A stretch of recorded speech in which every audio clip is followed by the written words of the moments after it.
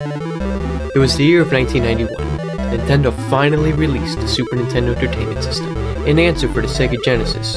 Finally, our 8-bit characters are finally in a new 16-bit home.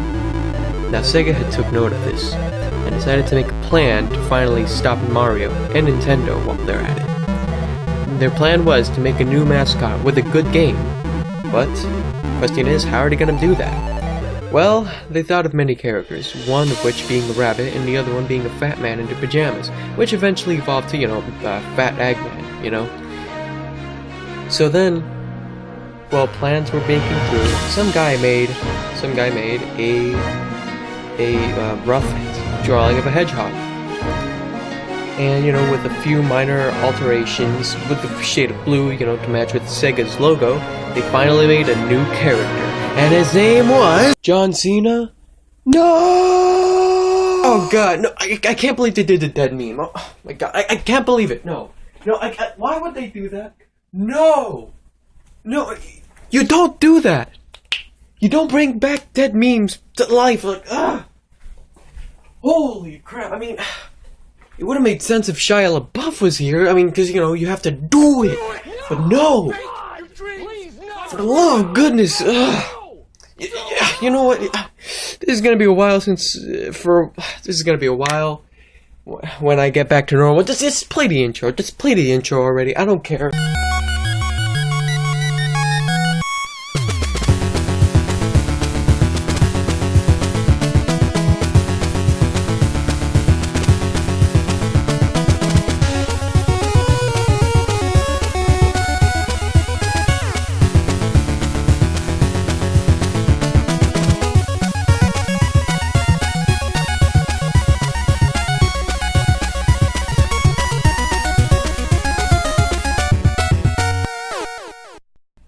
I can't believe it. John Cena? Why not? With the Hulkamania wrestle? Now, after Sonic the Hedgehog was released, it sparked two things.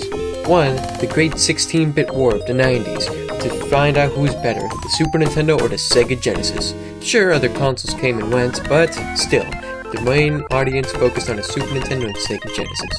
And the other thing that this sparked was, well, a temporary genre of video games, also known as the animal mascot phase. Why did this happen? Well, it's because, you see, Sonic was such a great hit, and most companies thought, well, to be a great hit, you have to be an animal or whatever, and you have to have an attitude. And that's how that sparked. Now, most of these games were just garbage. They just wanted to cash in with Sonic's idea.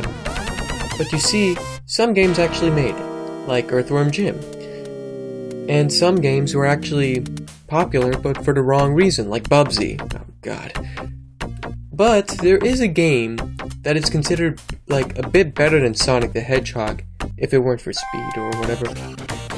But a game better than Sonic the Hedgehog. But unfortunately, it fell underrated.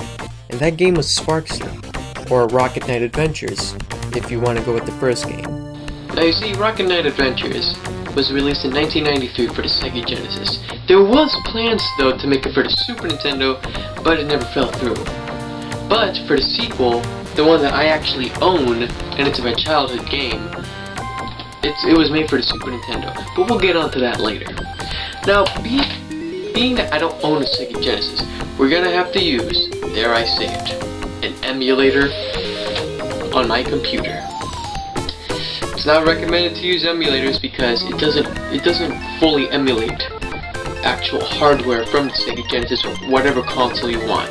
But if it's something that you can't afford or you just are too lazy to get, it's better to use it on the computer. So, you're probably wondering, what's the story between this game? Well, I'm not gonna go into too much detail to it. I'm gonna do it my kind of style, using a really credible source as help. Thanks, Wikipedia. You really can help a gamer. Alright, so the backstory starts, ages before the game actually does start. Yeah. There's this one bad guy that's a pig, and he owns a Death Star. Pig Star. Tries to destroy the planet of Zebulus. And then some guy was like, LOL, nope. And he stopped the pig. Yeah. He keeps the key to the Death Star, I mean Pig Star. And you know, many people want this key. So the guy basically starts up like a group thing called the Rocket Knights. Yeah. And then Sparkster comes into the picture, you know. The leader of the Rocket Knights adopts Sparkster, because, you know, why not? And, yeah. And Sparkster's a pretty good kid and whatever, you know, he eats all his vegetables, gets good grades in school. Yeah, he leads a great life, you know. And, you know, Axel Gear, he's a corrupt Rocket Knight. You know, one of those people. And, wants to get all the secret of the Rocket Knight. You know, it's basically a book. So, yeah, he goes to the leader's house to find the book, and then, you know, the leader walks in on him trying to get the book, and they both fight, you know, the fight to the death, except that wasn't inside the game, but still, the leader gets horribly injured and whatnot. Sparkster is like, I'll avenge you if it's the last thing I'll do. And yeah, ever since then, he tries to look for Axel Gear. Yeah, that's the corrupt Rocket Knight's name, in case you were wondering. And yeah. So this part of the story is when the game starts. The pigs make a return. Axel Gear helps the pigs. And, you know, Sparkster decides to be the hero of this thing and rescue the kidnapped princess. Yep, that's right, the princess was kidnapped as a ransom thing. You know, if, you know, you'll get your princess back if, you know, you give us the seal to the key. Yeah. That's how the game works. Yeah. But it's awesome!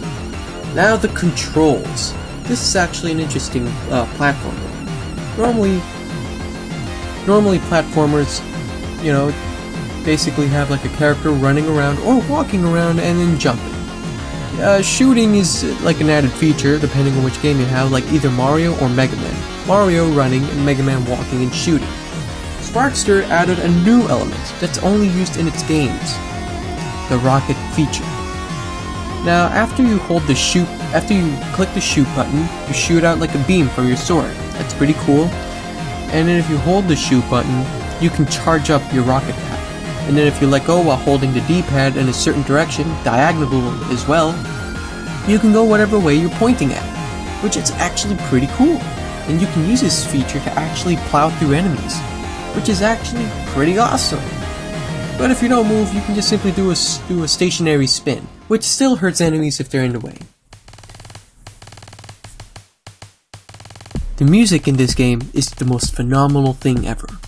From the first level to the 6th level, it's all great. Even the credits theme is awesome. This game has actually one of the best Sega Genesis tunes besides Sonic the Hedgehog theme. The reason why I didn't talk much about this game is because sadly, I haven't beaten it yet. But someday I will. Now, bear with me here. The reason why I haven't beaten this game yet is because of the fact that I'm using an emulator. The keyboard on a computer is just really awkward to use. It just doesn't grip to my hands like a traditional controller. And they don't have it for the Wii Virtual Console or Wii U Virtual Console. And using an emulator on a phone is really difficult because there isn't physical buttons that you can touch. Now, unless you can hook up a controller to your computer or to my phone or whatever, this game's gonna have to remain unbeaten. Now, next time I see you guys, we're gonna be talking about the sequels that this game has spawned. Well, see you my pizza pies, stay fresh in the oven, and if you like what you saw, and, you know, watch my other videos, you know, if you want.